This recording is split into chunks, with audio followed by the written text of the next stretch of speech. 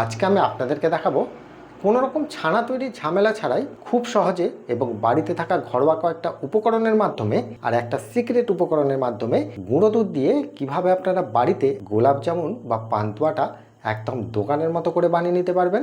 গোলাপ জামুন বানানোর সময় যে ভুলগুলোর কারণে আপনাদের গোলাপ জামুনগুলো রসে দেওয়ার পর সেটা রস ঢোকে না, শক্ত হয়ে যায়, ভেতরে একটা আঁঠি হয়ে যায়, এই যে সমস্যাগুলো হয়, আজকের ভিডিওতে আমি যেভাবে স্টেপ বাই স্টেপ আপনাদেরকে রেসিপিটা দেখাবো, আপনারা যদি সঠিকভাবে এই রেসিপিটা দেখতে পারেন তাহলে আপনাদেরকে আমি 100% গ্যারেন্টি দিয়ে বলছি আপনি কিন্তু পারফেক্টভাবে মিষ্টির দোকানের মতো গুঁড়ো দুধের পান্তুয়াটা বা গোলাপ জামুনটা খুব সহজে বানিয়ে নিতে পারবেন। তাহলে সবার প্রথমে এখানে গোলাপ জামুন বানানোর জন্য আমি চিনির রসটা তৈরি করে নিচ্ছি। 2 কাপ জল দেব,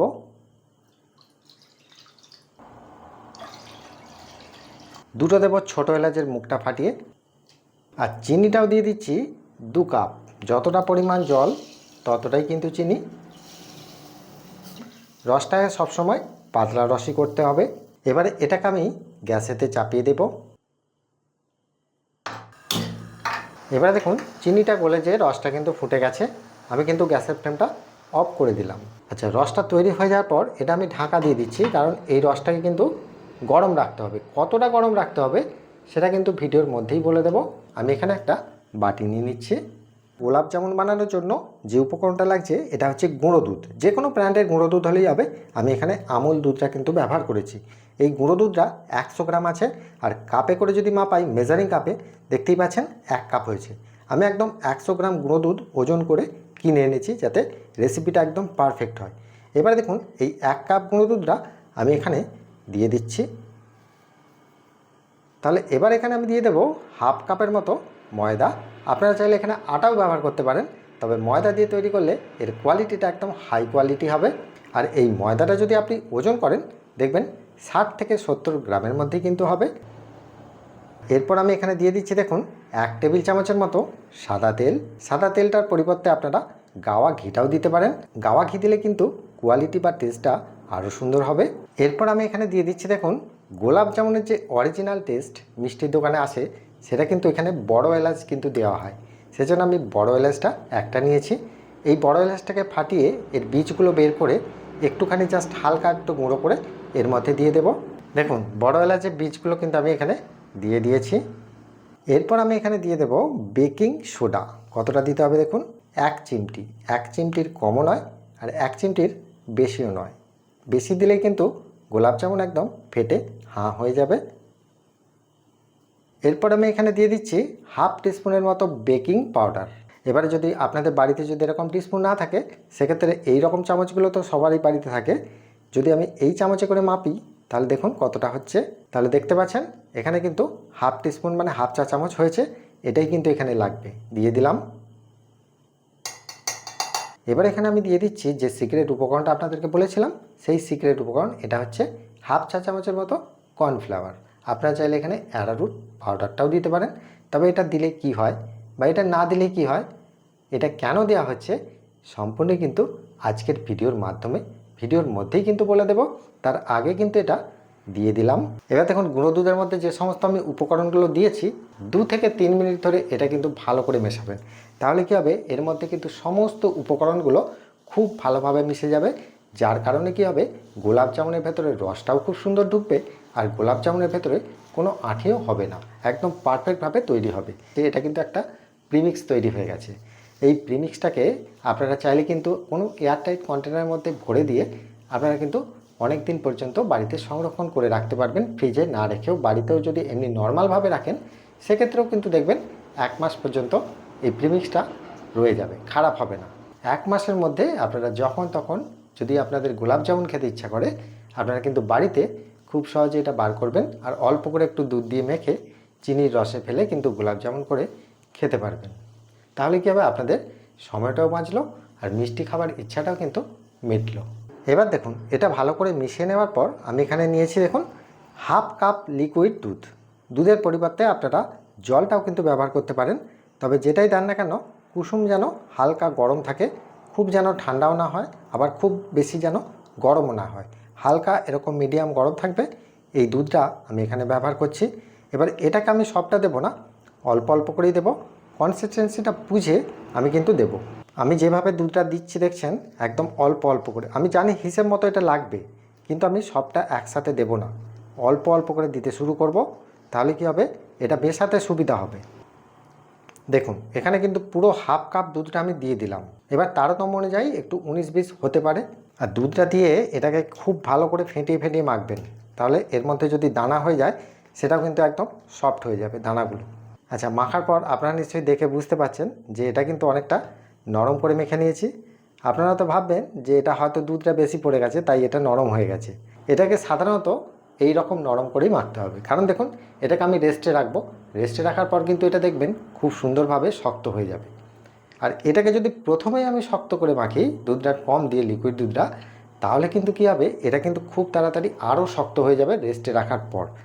আর সেক্ষেত্রে কী হবে, এটা শক্ত হয়ে যাওয়ার কারণে যখন আপনারা পাকাবেন তখন কিন্তু সঠিকভাবে কিন্তু শেপটা আনা যাবে না, বা গায়ে কিন্তু চিরফাট হয়ে যাবে। সেটার কারণে কী হবে, যখন আপনারা ভাজবেন তখন দেখবেন এটা কিন্তু ফেটে ফেটে যাচ্ছে।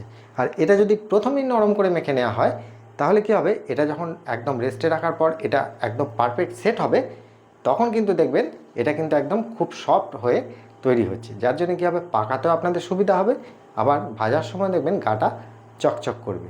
তবে রেস্টে রাখার পর যদি মনে হয় যে খুব নরম আছে, সেক্ষেত্রে কিন্তু 1 টেবিল চামচ ময়দা কিন্তু এখানে অ্যাড করে রাখা যাবে। সেজন্য অপশন কিন্তু আমি দিয়ে রেখেছি। এইভাবে মেখে নেওয়ার পর এটাকে আমি ঢাকা দিয়ে রেস্টে রেখে দেবো। কতক্ষণ রেস্টে রাখতে হবে, সাধারণত 10 মিনিটের মতো রেস্টে রাখতে হবে। তারতম্য অনুযায়ী 2-1 মিনিট কম বেশি লাগতে পারে। এইবারে দেখুন 10 মিনিট আমার এখানে হয়ে গেছে। এটা কিন্তু হয়েছে, কিন্তু আর একটু হলে ভালো হয়। এখন কিন্তু হাতের মধ্যে একটু হালকা লেগে যাচ্ছে, মানে পুরোপুরি কিন্তু এখনও সেটটা হয়নি। সেজন্য কিন্তু এটাকে আমি আরও 10 মিনিট রেস্টে রেখে দেবো। এইবারে দেখুন আমি এটা 20 মিনিট পর আপনাদেরকে খুলে দেখাচ্ছি। 20 মিনিট পর খুলে কি দেখছি, যে এটা কিন্তু পুরোপুরি সেট হয়ে গেছে। দেখুন হাতে সেরকম কিছু লেগে যাচ্ছে না, তার মানে এটা দিয়ে কিন্তু গোলাপ জামুনের শেপটা বানানো যাবে। এইটাকে নিয়ে আরেকটা কথা আপনাদেরকে বলে দিই, যেটা আমাকে কমেন্টে কিন্তু আপনারা অনেকেই করেন, যে দাদা এটা আমি তৈরি করার পর লিকুইড টাইপের রয়ে যাচ্ছে, কি করব। সেক্ষেত্রে দেখুন দুধ যদি খুব বেশি পড়ে যায়, ভয় খাবার কিছু নেই, এখানে কিন্তু সব কিছুই সলিউশন করা যায়। তো দেখুন যদি মনে হয় যে খুব 20 মিনিট রাখার পরেও এটা কিন্তু খুব নরম অবস্থাতেই আছে, বা পাকাতে গেলে সেটা খুব অসুবিধা হচ্ছে, সেক্ষেত্রে কিছুই নয়, 1 চা চামচের মতো ময়দা সেটা দিয়ে কিন্তু এটা মেখে নেবেন আরেকবার, তাহলে কিন্তু হয়ে যাবে। কারণ দেখুন এটা সাধারণত আমি যে হিসাবটা আপনাদেরকে দিয়েছি এই হিসাবে করলে আপনাদের এই সমস্যাটা হবে না। যদি সমস্যা হয় তখন কিন্তু ময়দাটা কিন্তু 1 চা চামচ মেশাবেন, তাহলে কিন্তু এটা মিশিয়ে দেওয়ার পর অন্তত আরও 2 মিনিট 3 মিনিট রেখে দেবেন, দেখবেন একদম সেট হয়ে যাবে। তবে এখানে যে মিশ্রণের যে হিসাবটা দিয়েছি, আশা করি এই হিসাবে করলে কোনো সমস্যাই আর হবার কথাই নয়। তাহলে গোলাপ জামুনের বানানোর যে প্রসেসটা আছে তার জন্য দেখুন এখানে একটা থালা নিয়ে নিয়েছি। এই থালাতে আমি কিন্তু একটু তেল মাখিয়ে দেব, আর হাতেও একটু তেল মেখে নেবেন। এই গোলাপ জামুনটা বানানোর সময় এখান থেকে হাতে করে তুলতে যাবেন না, তাহলে শেপটা কিন্তু আপনাদের সঠিক আসবে না। সেজন্য কিন্তু এরকম টিস্পুন নেবেন বা চামচ নেবেন, যদি এরকম চামচ থাকে এরকম চামচ থাকলেও হবে, বা এরকম যদি টিস্পুন চামচ থাকে সেটাও হবে। তো প্রথমে তেলটা কিন্তু এই টিস্পুনে মাখিয়ে দিলাম, যেরকম সাইজ আপনারা মনে করবেন এখান থেকে তুলে নেবেন।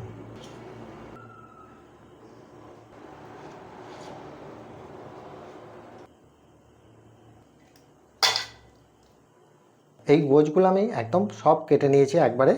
তো এখানে দেখুন যদিও মনে হয় যে এই ডোটা অনেকটা নরম লাগছে, এইভাবে কিন্তু আপনারা গোছটা তৈরি করে অন্ততপক্ষে আরও 5 মিনিট যদি হাওয়া খাইয়ে নেন, তাহলে কিন্তু এটা একদম পারফেক্ট টেনে যাবে বা গোছটা পাকানো যাবে। তো সেজন্য আমি এটাকে এইভাবে গোছটা কেটে মিলে দিলাম।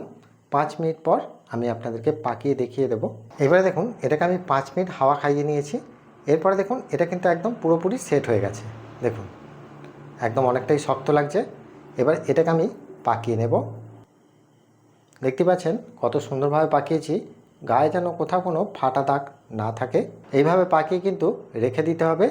এখন কিন্তু একদম ফাইনাল পাকানো হয়নি, এটাই কিন্তু দ্বিতীয়বার পাকাতে হবে, বা যদি আপনারা লম্বা শেপ দিতে চান লম্বা শেপও করা যাবে। তো প্রথমবারে কিন্তু একবার পাকিয়ে এইভাবে রেখে দিতে হবে। আচ্ছা, আজকের ভিডিওতে আমি এত টাইম নিয়ে গোলাপ জামুনটা কেন বানাচ্ছি আপনারা ভালো করে বুঝুন। কারণ আপনারা আমাকে অনেকেই কমেন্ট করেন যে গোলাপ জামুনের যে প্রিমিক্সটা আমরা তৈরি করি সেটা নরম হয়ে যায়। অনেকের ক্ষেত্রেই হয়, আবার অনেকের ক্ষেত্রে হয় না। যাদের এটা সমস্যাটা হয় তাদের জন্য কিন্তু এটা স্পেশালভাবে দেখানো হচ্ছে যে এটাকে এই রকম প্রসেসটা করলে তাহলে কিন্তু এটা পাকটা একদম পারফেক্ট চলে আসবে, আপনাদের কোনো সমস্যাই আর হবে না। ভাজার জন্য তেলটা বসিয়ে দিলাম। তেলটাকে কিন্তু খুব হিট করে ফেলবেন না, গ্যাসের ফ্লেমটা কমানো থাকবে। আমি দেখিয়ে দেবো কোন তেলের মধ্যে এগুলো ছাড়তে হয়। প্রথমবার পাকিয়ে নিয়েছি, দ্বিতীয়বারের বেলায় দেখছেন একদম টেনে গেছে। দেখুন অনেকটাই কিন্তু একদম আগের থেকে ভালোভাবেই টেনে গেছে, আর হাতেও লেগে যাচ্ছে না। তবে অবশ্যই হাতেতে একটু তেল মেখে নেবেন। এইবারে আমি ভালো করে পাকিয়ে নিচ্ছি দ্বিতীয়বার। এবার আমি ভাজবো, সেজন্য আমি দ্বিতীয়বার ভালো করে পাকিয়ে নিচ্ছি। আচ্ছা, আমি গোল করে পাকিয়েছি, দেখুন কোথাও কোনো ফাটা দাগ নেই। এবারে এটাকে গোল শেপও রাখতে পারেন, গোল শেপেও কিন্তু পান্তুয়া বা গোলাপ জামুন হয়। এবার যদি মনে করেন যে একটু লম্বা ডিজাইন করব, সেটাও করতে পারেন। তাহলে আজকে আমি আপনাদেরকে একটু লম্বা ডিজাইনটাই দেখিয়ে দিই। হালকা ডিজাইনে একটু লম্বা করবেন, কারণ খুব বেশি লম্বা করে ফেললে এটা আবার কী হবে, ল্যাংচা হয়ে যাবে। সেজন্য হালকা একটু ডিম্বাকৃতি টাইপের করে নেবেন। এটা করে নিয়েই সঙ্গে সঙ্গে ভেজে নেবেন, তাহলে আর সমস্যা হবে না। এবারে এগুলোকে ভাজবো, তবে একটু আধটু চাপটা থাকলে কোনো মাথা ব্যথা নেই, এতে কোনো সমস্যা হবে না। ভাজার সময় এটা গোল হয়ে যাবে। আর এটা ভাজার সময় অবশ্যই কিন্তু তেলের টেম্পারেচারটা কীরকম থাকবে দেখুন, আঙুল ডুবিয়ে রাখতে পারছি দেখুন, এই রকম তেল কিন্তু রাখতে হবে, এর থেকে হিট তেল কিন্তু নয়। এই অবস্থায় এই তেলটার মধ্যে আমি সবগুলো কিন্তু ছেড়ে দেব। যেহেতু এখানে তেল মাখানো আছে, এটা কিন্তু ইজিলি পড়ে যাবে। দেখুন এটা দিয়ে দেওয়ার পর আপনারা ওয়েট করবেন যতক্ষণ না এটা ওপর দিকে ভাসতে শুরু করে, ততক্ষণ কিন্তু এইরকমভাবে নাড়িয়ে নাড়িয়ে এটাই কিন্তু ওয়েট করবেন। এটা যত নাড়াচ্ছি এটা কিন্তু ওপর দিকে ভাসতে শুরু হচ্ছে। এই ভাজার প্রসেসটাও কিন্তু অনেকটা গুরুত্বপূর্ণ, এটাকে কিন্তু হালকাভাবে নেবেন না। যখন ভেসে উঠবে তখন শুধু গায়েতে এইভাবে একটু তেলটা ছিটিয়ে দেবেন। এবারে ছান্তায় করে একটু প্রেস করে দিচ্ছি। এরকম অবস্থাতেই কিন্তু গ্যাসের ফ্লেমটা থাকবে একদম লো টু মিডিয়াম রেখে, কিন্তু উল্টে পাল্টে ভাজতে হবে। এখানে একটা জিনিস লক্ষ্য করুন, আপনাদেরকে আমি দেখিয়ে দিই। দেখুন দুটো মিষ্টি কিন্তু জুড়ে গেছে, এটা কিন্তু ছেড়ে যাবে, একে তাড়াহুড়ো করবেন না, এটাকে আস্তে আস্তে এর মধ্যে রাখবেন। এরকম তেলটা ছিটাতে ছিটাতে দেখবেন এটা ছাড়তে শুরু হয়ে গেছে। গ্যাসের ফ্লেম বাড়ানোর দরকার নেই, আস্তে আস্তে ভাজা হবে, নাহলে কিন্তু ভেতরে কাঁচা রয়ে যাবে। আর কাঁচা রয়ে গেলেই রসে দিলে শক্ত হবে আর ভেতরে আঁঠিটা হবে। এটাকে গ্যাসের ফ্লেম কমিয়ে দিয়ে অনবরত নাড়তে হবে, নাড়া বন্ধ করলে হবে না। আর এটা যতক্ষণ ভাজা হচ্ছে ততক্ষণ আমি আপনাদেরকে বলে দিই যে এখানে আমি যে সিক্রেট উপকরণটা ব্যবহার করেছি, হাফ চা চামচ কর্নফ্লাওয়ার, এটা দেওয়ার কারণ কি বা এটা দিলে কি হয়। এবার আপনাদের মনে প্রশ্ন আসবে যে কর্নফ্লাওয়ারটা কি একদম বাধ্যতামূলক দিতেই হবে? কিন্তু না, কর্নফ্লাওয়ারটা কিন্তু দিলেও ভালো, না দিলেও ভালো, তাতে কোনো সমস্যা হবে না। কর্নফ্লাওয়ারটা দিলে একটাই সুবিধা, গাটা কিন্তু একটু হালকা চকচক করে। ভেতরে কোয়ালিটির দিক থেকে কিন্তু কর্নফ্লাওয়ারের কোনো কাজ নেই। আপনারা যদি কর্নফ্লাওয়ার নাও দেন, কোয়ালিটি কিন্তু 1%ও কিন্তু কোনো রকম নড়চড় হবে না, কোয়ালিটি একই থাকবে। শুধুমাত্র কর্নফ্লাওয়ারটা দেওয়া হয় এর গাটাকে চকচকে ভাব আর একটু গ্লেজ আনার জন্য। তো আপনারা যদি কর্নফ্লাওয়ারটা দিতে চান দেবেন, না দিলেও কোনো সমস্যা হবে না, বা কর্নফ্লাওয়ার নিয়ে আপনাদের কোনো টেনশনও করতে হবে না। এটাকে কিন্তু অনবরত নাড়বেন, নাহলে কিন্তু একদিকটা সাদা লাল হয়ে যাবে, সেক্ষেত্রে রসটা অনেক সময় কি হয়, টোল পড়ে যায়। এটা ভাজতে ভাজতে যখন দেখবেন এরকম গোল্ডেন ব্রাউন কালার এসে গেছে, এবার এটাকে নামিয়ে নিতে হবে। গ্যাসের ফ্লেমটাকে 30 সেকেন্ডের জন্য একটু হাই করে দিচ্ছি, কারণ দেখুন এটা যেহেতু লো ফ্লেমে ভাজা হয়েছে, লো ফ্লেমে ভাজলে কি হয়, এর মধ্যে কিন্তু অতিরিক্ত তেলটা কিন্তু ঢুকে থাকতে পারে। একটু তেলটা হাই হিট হয়ে যায়, তাহলে এর মধ্যে ঢুকে থাকা যে তেলটা সেটা কিন্তু বেরিয়ে যাবে। আমি 30 সেকেন্ড হিট করে নিয়েছি, এবার আমি এটাকে ছেঁকে নেব।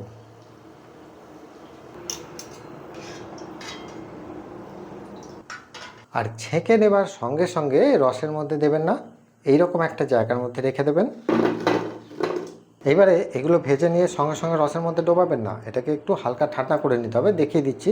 আর রসটাকেও কিন্তু মিডিয়াম গরম রাখবেন, খুব বেশি যেন গরম না থাকে, আবার খুব বেশি ঠান্ডাও না হয়, মিডিয়াম গরম থাকলেই হবে। এগুলো কিন্তু হাতের মধ্যে নিয়ে যখন দেখবেন এর জ্বলনটা সহ্য করতে পারছেন, গরমটা হাতে রাখতে পারছেন, তখনই বুঝবেন যে এটা রসে দেওয়ার জন্য প্রস্তুত।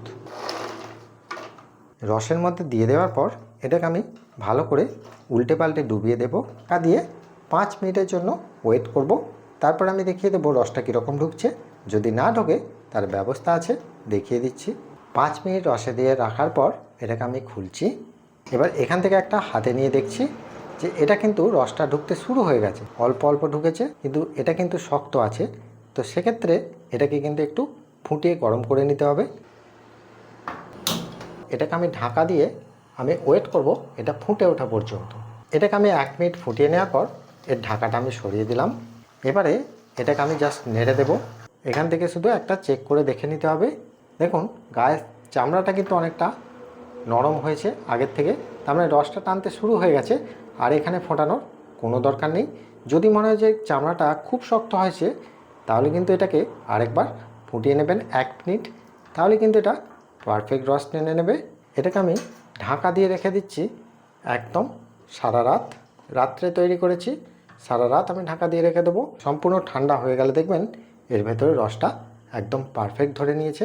এইবারে দেখুন গোলাপ জামুনগুলো সারা রাত কিন্তু রসের মধ্যে ছিল। এবার সকালবেলা আমি খুলে দেখাচ্ছি, দেখুন কতটা বড় বড় হয়েছে, কতটা লোভনীয় হয়েছে। দেখুন দেখেই মনে হচ্ছে খেতে ইচ্ছা করছে। এবারে একটা কেটে দেখাচ্ছি, দেখুন ভেতরের অংশটা, ভেতরে কোথাও কোনো আঁটি হয়নি, শক্ত হয়নি, একদম মুখে দিলেই মিলিয়ে যায়, একদম কচকচে টাইপের খেতে, অসাধারণ, যেন মনে হচ্ছে ছানার গোলাপ জামুন।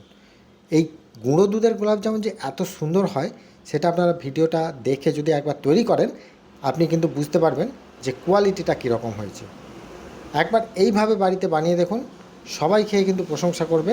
আপনি যতবার বানাবেন ততবারই কিন্তু আপনাকে আবদার করবে সবাই যে এই গোলাপ জামুনটা বাড়িতে বানানোর। আর এই রাখি পূর্ণিমা উপলক্ষে কিন্তু আপনি দোকান থেকে আর আপনাকে কিনে আনতে হবে না, বাড়িতেই খুব সহজে বানাতে পারবেন। তাহলে বন্ধুরা, আজকের এই রেসিপিটা আপনাদের কেমন লেগেছে সেটা আমাকে প্রত্যেকবারের মতো কমেন্ট করে জানান। ভিডিওটা দেখার পর একটা লাইক করবেন, বন্ধুদের মাঝে অবশ্যই শেয়ার করে দেবেন। ভালো থাকবেন, সুস্থ থাকবেন। দেখা হচ্ছে আবার অন্য কোনো মিষ্টি রেসিপি নিয়ে। নমস্কার।